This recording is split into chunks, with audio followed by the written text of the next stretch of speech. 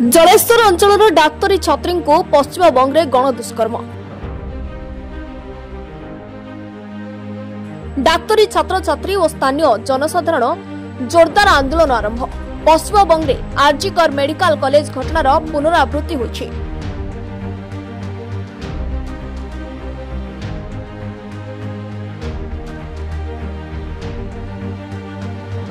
दुर्गापुर एक घरोई medical college ICT रे द्वितीय वर्ष में पढ़ुवा ओडिया डाक्तरी छात्री को गण दुष्कर्म करा जायछि। जलेश्वर अंचल जड़े ओडिया छात्री को गण दुष्कर्म होइतिबा थाना रे अभियोग होइछि। गुरुतर अवस्था पीड़िता को दुर्गापुर एम्स रे आईसीयू रे भर्ती करा जायछि। वर्तमान तांकर चिकित्सा चलिछि। घटनास्थल रे दुर्गापुर पुलिस पहुंची तदंत आरंभ करिछि। गणमाध्यम सूत्र अनुसार डाक्तरी छात्री जनक पुरुष बंधुक सह शुक्रवार राति प्राय 8:30 बेले कैंपस बाहर को जाइथिले। कॉलेज गेट निकट में 4 ରୁ 5 जन अज्ञात लोक टाणी नहीं हॉस्पिटल पछपटे एक सुनसान स्थान में गण दुष्कर्म करथिले। पीड़िता छात्री को एबे गुरुतर अवस्था मेडिकल भर्ती करा जायछि।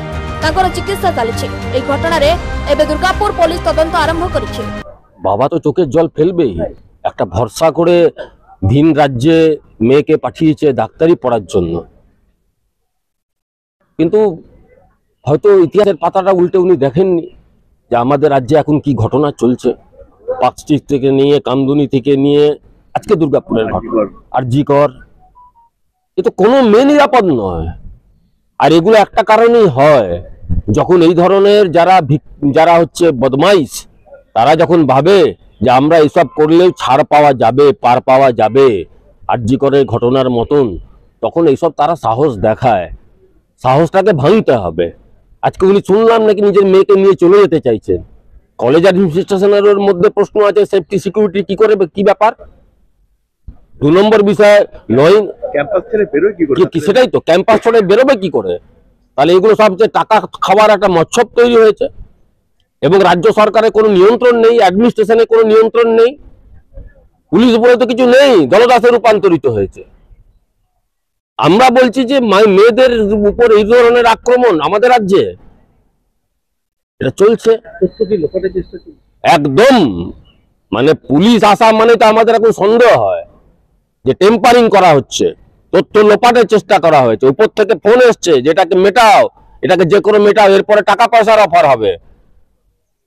এখন যদি কেউ বিক্রি হয়ে যায় সেটা বিক্রি হয়ে যায়, কিন্তু আমরা দুর্গাপুরের যারা আমরা বসবাস করি আমরা এই ঘটনার চরম নিন্দা করছি। দোষী ব্যক্তিদের শাস্তি দিতে হবে, আর যারা টেম্পারিং করেছে তাদের বিরুদ্ধে আমরা দরকার পড়লে হাইকোর্ট অবধি যাব। রাকেশ শর্মা, সিপিআইএম পশ্চিম বর্ধমান জেলা কমিটির সদস্য। ছাত্রী পুরুষ বন্ধু পচরাউচরা করা যাচ্ছে। খুব শীঘ্র অভিযুক্ত গিরফ করা सूचना मिली। अपरपक्षे मेडिकल कॉलेज सुरक्षा व्यवस्था नहीं प्रश्नवाची सृष्टि होछि।